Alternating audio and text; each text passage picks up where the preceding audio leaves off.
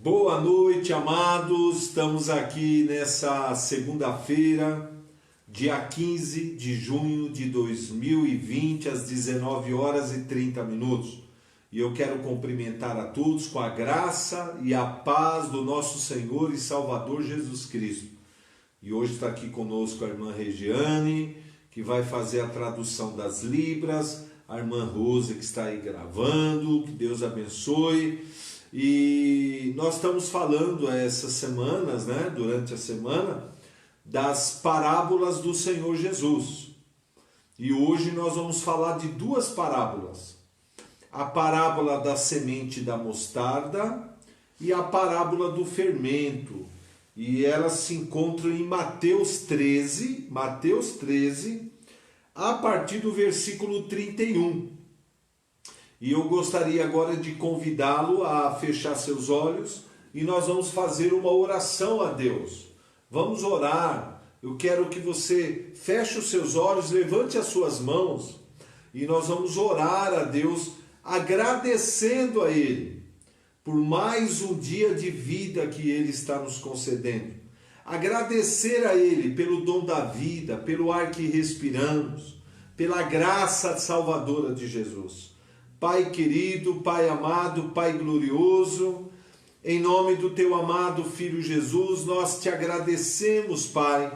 Te agradecemos pelo Teu grande amor, Te agradecemos pela Tua bondade, pela Tua fidelidade, Te agradecemos pela nossa salvação e Te agradecemos pelo Espírito Santo que habita em nós.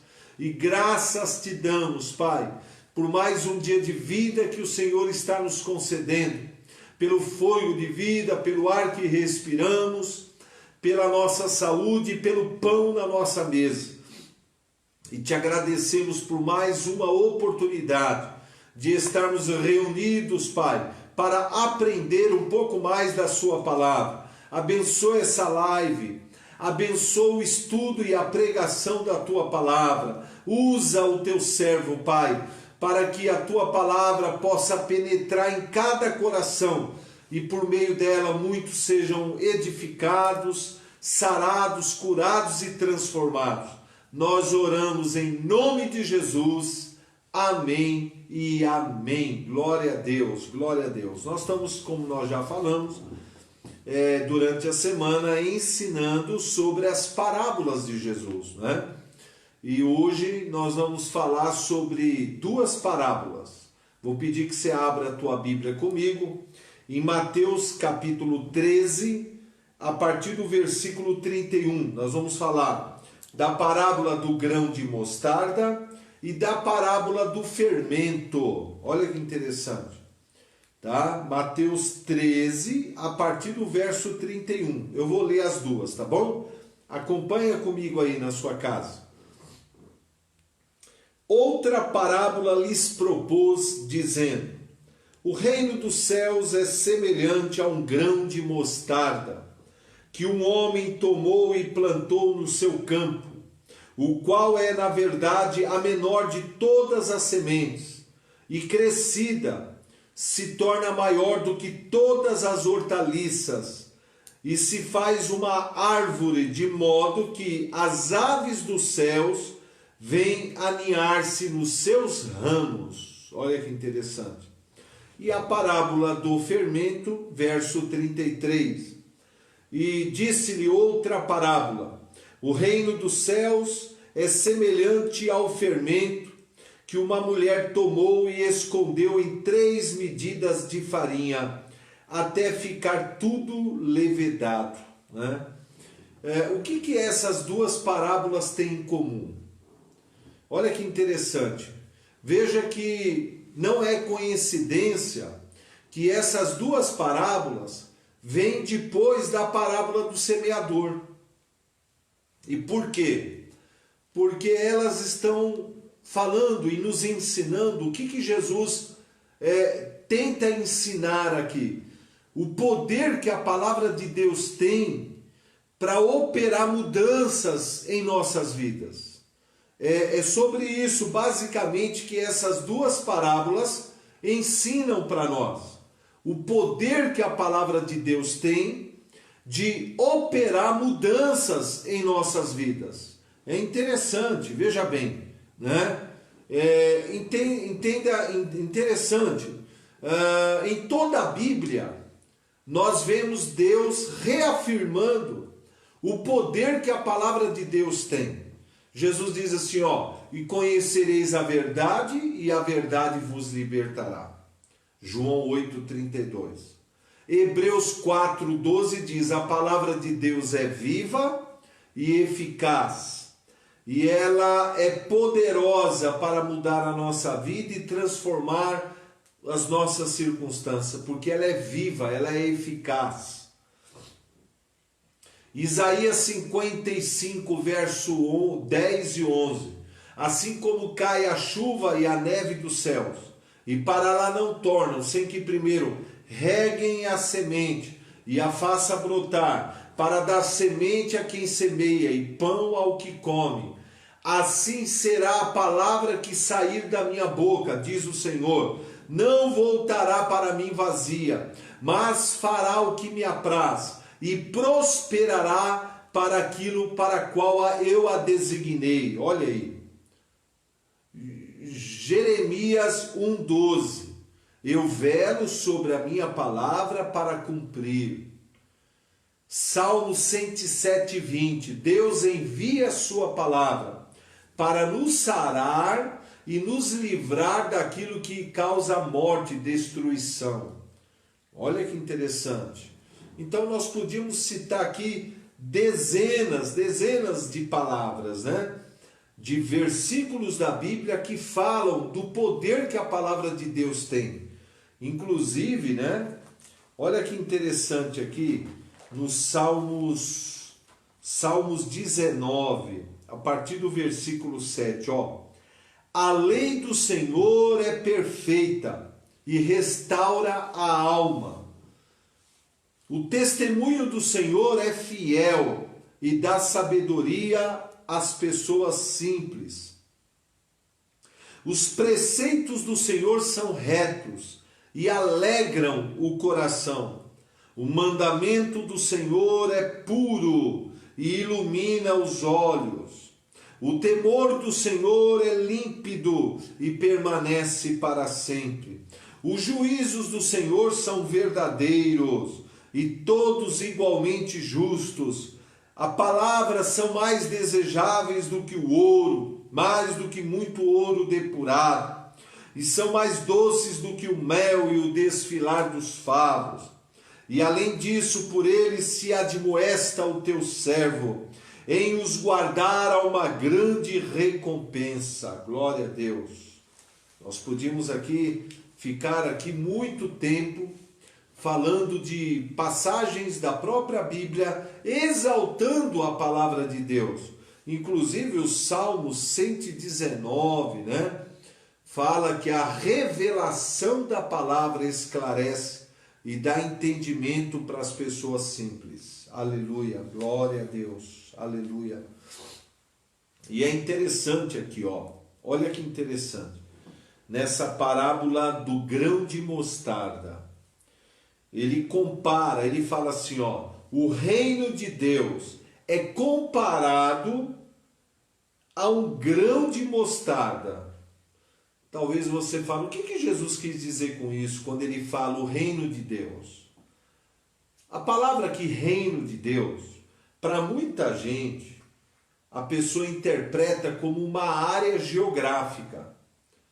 Um lugar, né, como foi Canaã, os israelitas, Jerusalém, Palestina. Não. Reino de Deus, nesses textos, Jesus não está falando de uma área geográfica, mas de uma condição em nossos corações, uma condição espiritual, onde Deus reina na nossa vida, onde o Espírito Santo exerce total liderança na nossa vida.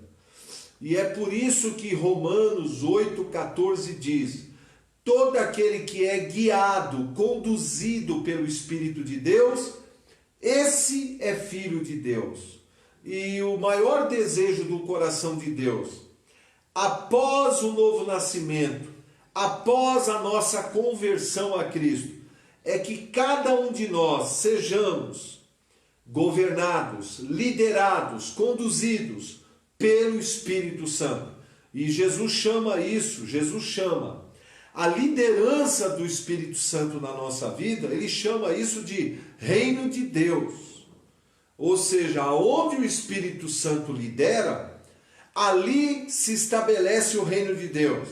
E aonde se estabelece o reino de Deus, Satanás não tem poder, Satanás não tem nenhuma legalidade, nenhum direito legal. E há total provisão para nós, né?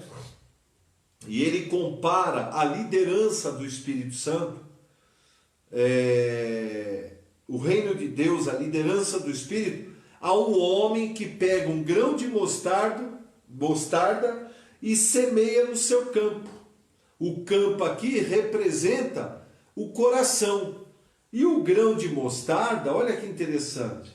O grão de mostarda, para você entender o tamanho de um grão de mostarda, é você fazer um pingo de uma caneta na sua mão aí.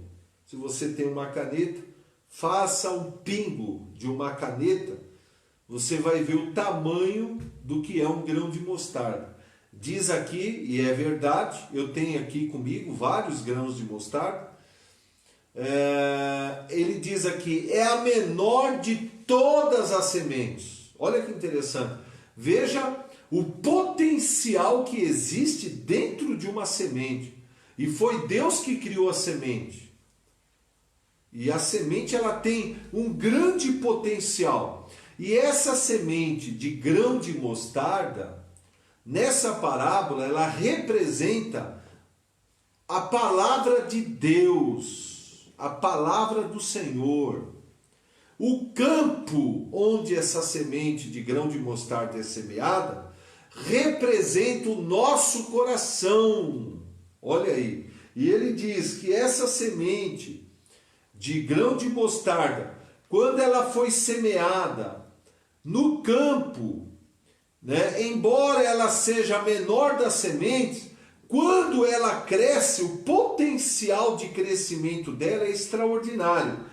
Diz aqui que quando essa semente cresce, ela se torna uma hortaliça tão grande que as aves dos céus vêm aninhar-se nos seus ramos. Olha aí que lindo!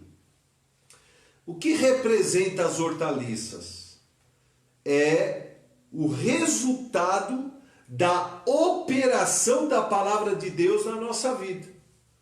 As hortaliças, né, que brotaram a partir do plantio dessa semente de grão de mostarda, ela representa, né, tudo aquilo que a palavra de Deus produziu de mudança na nossa vida. Por exemplo, basicamente, essa semente de grão de mostarda, que representa a palavra de Deus, ela quer produzir pelo menos 4 mudanças na nossa vida. Se ela for semeada no nosso coração, como o grão de mostarda foi semeada no campo. Primeiro, a transformação da nossa mentalidade, da nossa mente. Isso é muito importante. Impossível haver mudanças se não houver primeiro a renovação da nossa mentalidade, da nossa mente, através do entendimento da palavra de Deus. Como diz Romanos 12:12. Não vos conformeis com este mundo, mas transformai-vos. Palavra transformar, no grego quer dizer metamorfose, mudança, transformação, como a lagarta virando uma borboleta. Essa é mais ou menos a comparação. E ele diz, procurai-vos, transformai-vos pela renovação do vosso entendimento. por meio da palavra, para que experimenteis qual seja a boa, agradável e perfeita vontade de Deus. E Efésios capítulo 4, do 17 ao 21, fala que nós devemos transformar o nosso entendimento, renovar-nos do novo homem, nos revestir do novo homem, né, que se refaz segundo o entendimento da palavra. Essa é a primeira mudança que a palavra de Deus pode e deve operar na nossa vida. Senão não vai haver mudanças. Não vai haver mudança. Primeiro, após a conversão, após o novo nascimento, tem que haver a transformação da nossa mente, a renovação do nosso entendimento, através da palavra de Deus. A segunda mudança é a edificação da nossa fé sobre a palavra. É o fortalecimento da nossa fé. É a edificação da nossa fé. Porque a palavra é claro, Romanos 10, 17. A fé vem por ouvir e o ouvir da palavra de Deus. Onde há um entendimento da palavra, ali se brota a fé. E a fé não vem de outra maneira a não ser por meio de ouvir a palavra de Deus. Se você quer ter mais fé, se você quer sair da incredulidade e ter uma fé viva, tem que se envolver com a palavra, não tem outra maneira.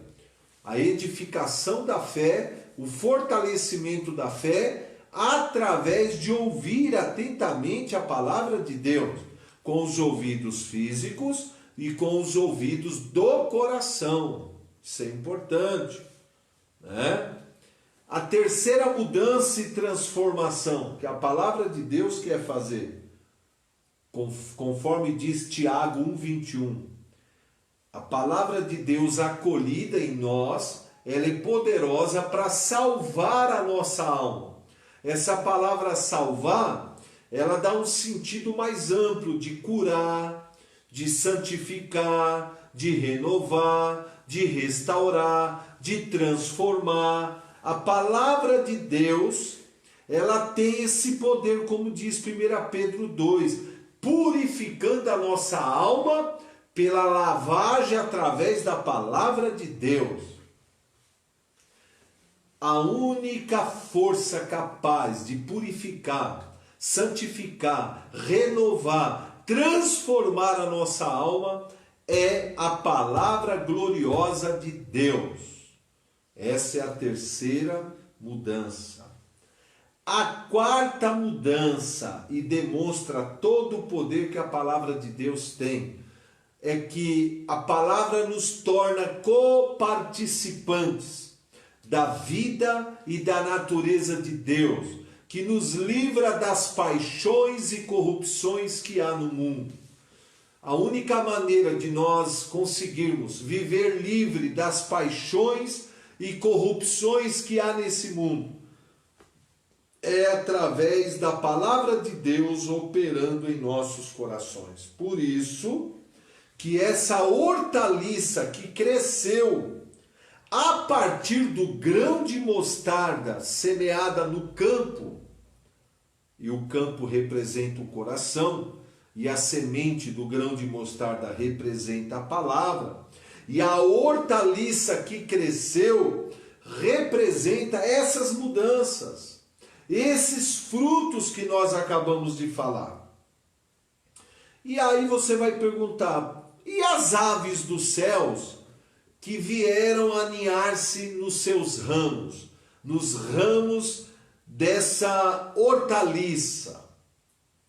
E essas aves, elas representam quem?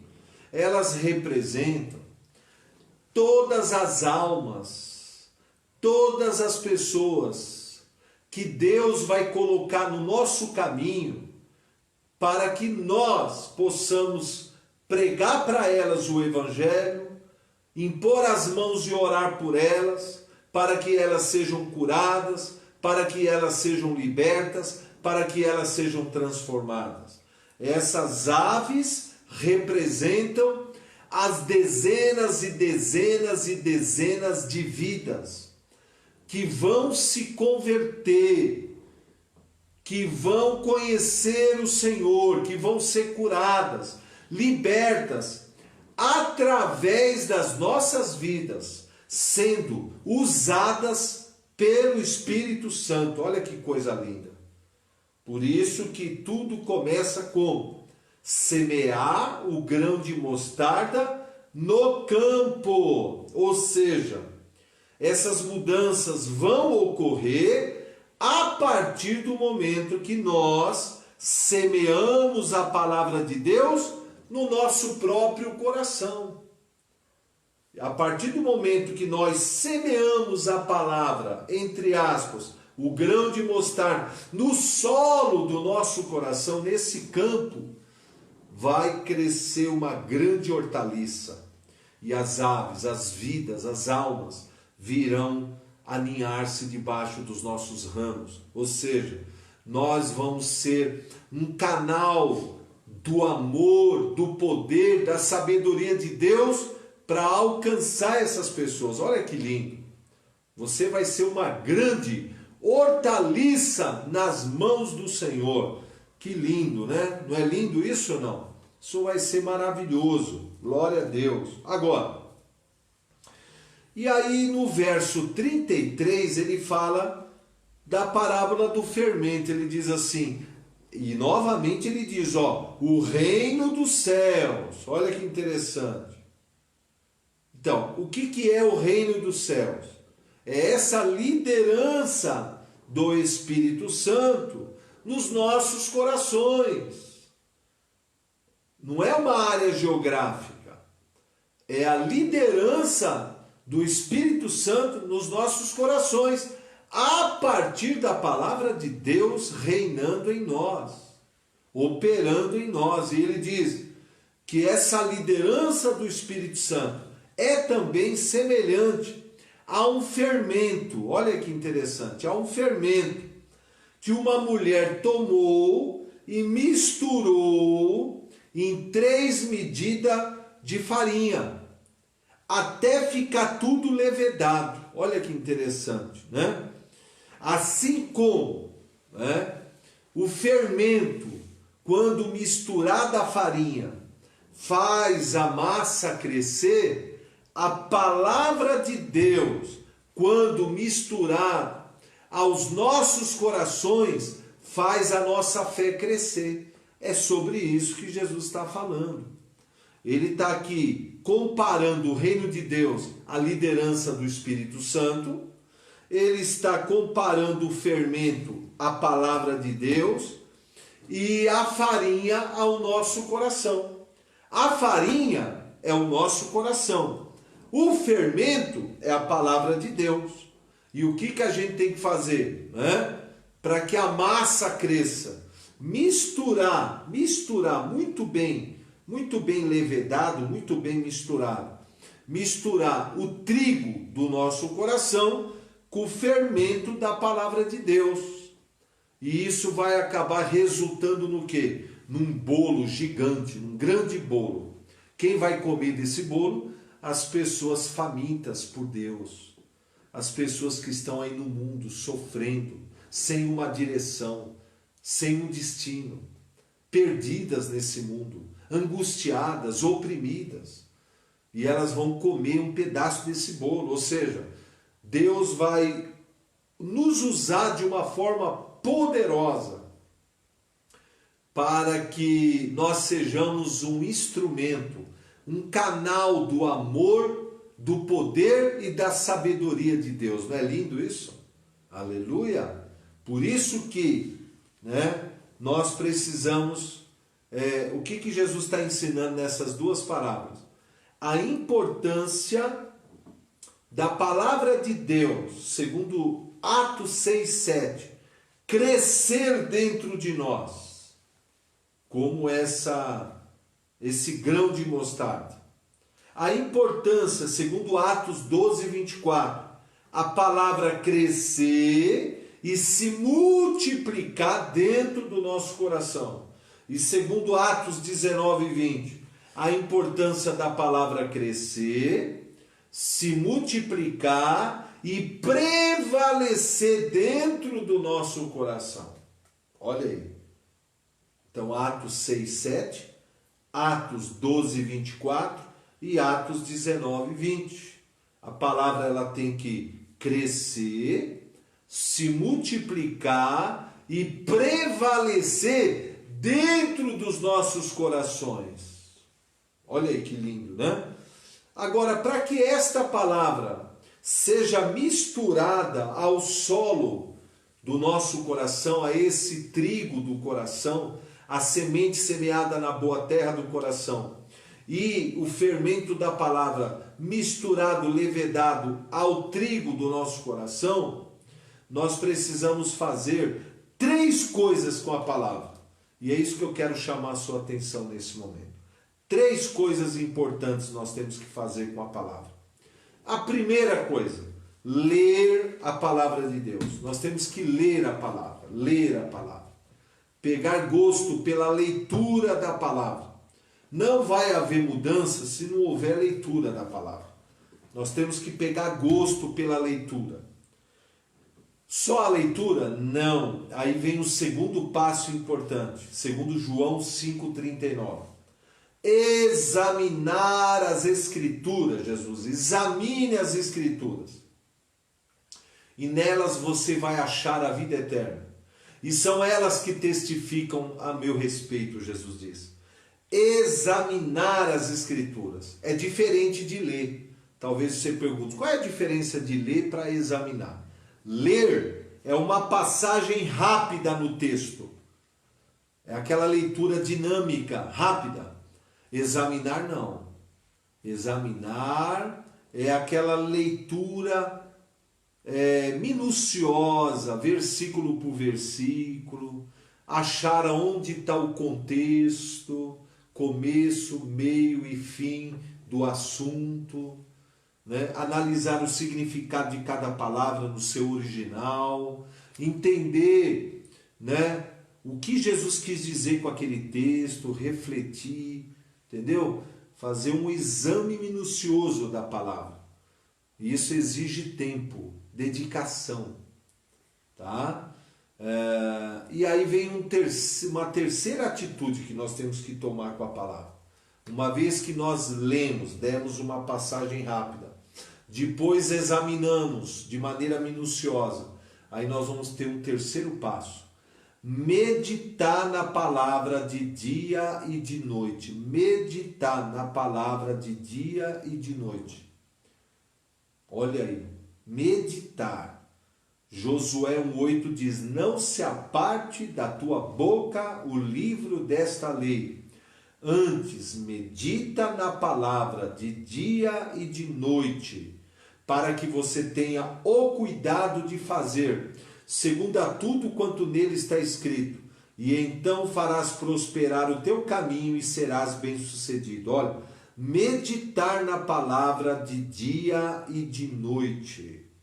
Salmos capítulo 1, eu quero chamar a sua atenção aí para o Salmo número 1, que diz o seguinte, olha que interessante, Salmo 1.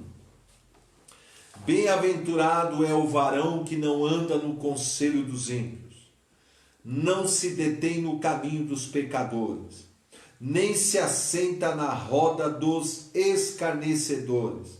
Antes, na sua lei, medita de dia e de noite. Olha aí, o seu prazer está na palavra e por isso ele medita na palavra de dia e de noite.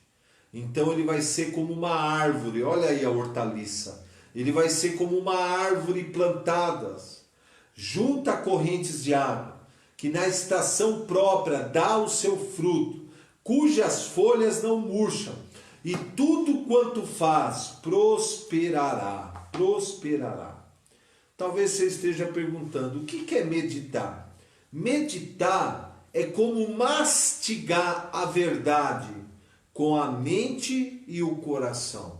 A meditação é o processo pelo qual a nossa mente e o nosso coração se mistura com a palavra de Deus, até que fique tudo misturado, tudo levedado. É fundir a palavra com nossa mente e o nosso coração, para que nós nos tornemos coparticipantes da vida e natureza de Deus.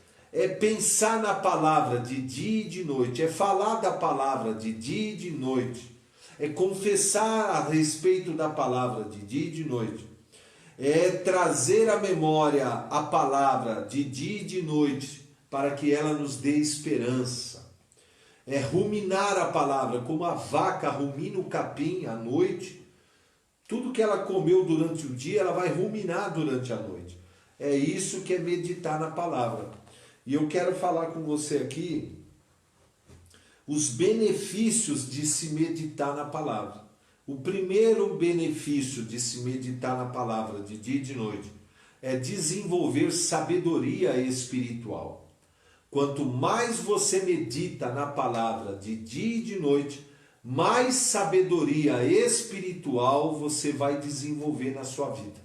E quanto mais sabedoria, menor vai ser a chance de você errar. E quanto menos você errar, menos você vai sofrer na sua vida. E menos você vai comprometer a vontade e o propósito de Deus na sua vida. Por isso nós temos que desenvolver essa sabedoria, meditando na palavra de dia e de noite. Desenvolver sabedoria, o primeiro benefício. O segundo benefício de se meditar na palavra: fortalecer a nossa fé. Quanto mais a gente medita na palavra, mais forte fica a nossa fé em Deus. Aleluia! O terceiro benefício: nós entramos na paz de Cristo. Quanto mais a gente medita na palavra, mais paz interior vai reinar na nossa vida. Por isso que Isaías 26:3 diz: Deus conservará em perfeita paz aquele cuja mente está firme em ti, porque confia em ti. Olha aí que maravilha, né? Então a importância de você meditar na palavra e entrar no descanso de Deus. Quarto benefício de se meditar na palavra é você desenvolver a unção do Espírito Santo na sua vida. Quanto mais você medita na palavra, mais unção, mais poder do Espírito vai operar na sua vida. Glória a Deus, né? Entendeu? Por isso que a gente tem que ler bastante a palavra, leia muito a palavra, né? Examinar minuciosamente a palavra, confessar a palavra, ações de graça, louvor e adoração a Cristo. Né? Ouvir homens e mulheres de Deus e ler bons livros e apostilas. Por isso que o grande segredo para você viver uma vida cristã vitoriosa, frutífera, cheia de frutos, já que nós estamos enxertados na videira verdadeira, João 15, é você meditar na palavra de dia e de noite. Ler, examinar e meditar de dia e de noite. Por isso que sábio e inteligente é o cristão que faz o MD todo dia. Pratica o MD todo dia. Está mastigadinho aqui, ó, 12 assuntos específicos da palavra de Deus, para você desenvolver uma mentalidade bíblica, desenvolver fé, desenvolver uma forte consciência a respeito da palavra, salvação e justificação, finanças, cura e saúde divina, proteção e livramento de Deus, vivendo no amor de Deus, é meditar sobre o amor, sobre o perdão, a fé do tipo de Deus, a autoridade do cristão, a maravilhosa pessoa do Espírito Santo, a oração em línguas, quem somos, o que temos e o que podemos em Cristo, onde estamos e para onde iremos com Cristo. nossa nova identidade, né? Mordomia, que fala a respeito de nós servirmos ao Senhor na obra do ministério para cumprir o seu propósito. E as profecias do reino sobre o arrebatamento, a segunda vinda de Jesus, né? A grande tribulação, as grandes batalhas, Armagedon, Gog e Magog, o trono branco, o novo céu, a nova terra, né? A condenação eterna para o diabo, seus anjos e os ímpios. Então, tudo isso está aqui no MD. E eu quero desafiar você, a partir do entendimento da parábola do grão de mostarda, que embora seja uma semente tão minúscula, é até difícil ver a olho nu, de tão pequena que ela é, mas quando ela é semeada num campo fértil, ela cresce de uma maneira tão extraordinária, que se faz dela uma hortaliça tão grande, que as aves dos céus vêm aninhar-se nos seus ramos. Olha o potencial que essa palavra tem. Veja o poder que essa palavra tem. Veja o potencial que a palavra de Deus tem. Ela também tem o potencial de um fermento, que quando misturado ao trigo, faz a massa crescer. Se você for fazer um bolo e esquecer de misturar em todos os... Você vai pôr ovo, você vai pôr leite, você vai pôr açúcar, você vai pôr chocolate, você vai pôr ali a farinha de trigo, você vai pôr tudo ali. Mas se você esquecer de colocar aquelas 3 colherzinhas de fermento, né, e você pôr lá no forno, o que vai acontecer? O bolo não cresceu, porque está faltando fermento. Então, se você quer que a tua fé cresça, se você quer que a unção cresça, se você quer que a sabedoria cresça, se você quer que a paz cresça, o poder cresça, você tem que misturar o fermento da palavra de Deus no trigo do teu coração, através da leitura, do exame e da meditação na palavra de Deus, com a ajuda do Espírito Santo. Só depende de você, só depende de uma escolha que você faz, de se relacionar com a palavra, de se envolver com a palavra de dia e de noite, até que as mudanças ocorram na sua vida. O resultado disso é que você vai crescer na graça e no conhecimento, vai renovar seu entendimento, vai edificar a sua fé, vai ter sua alma restaurada, vai ter a sua personalidade restaurada, vai operar nos dons, vai ser grandemente usado por Deus e vai se revestir da armadura de Deus para vencer as astutas ciladas malignas e cumprir fielmente o plano e o propósito de Deus na sua vida e ser mais do que vencedor em Cristo Jesus. Receba essa palavra, meu amado. Receba essa exortação em amor da parte de Deus para a sua vida. Saia da televisão um pouco, saia da internet um pouco. Vá se envolver com o Espírito Santo. Vá se envolver com a palavra de Deus. Você vai ganhar muito mais do que perder seu tempo com coisas que não edificam a sua vida e não acrescentam nada na sua vida. Pede para o Espírito Santo colocar no teu coração fome pela palavra e sede pela presença do Espírito Santo.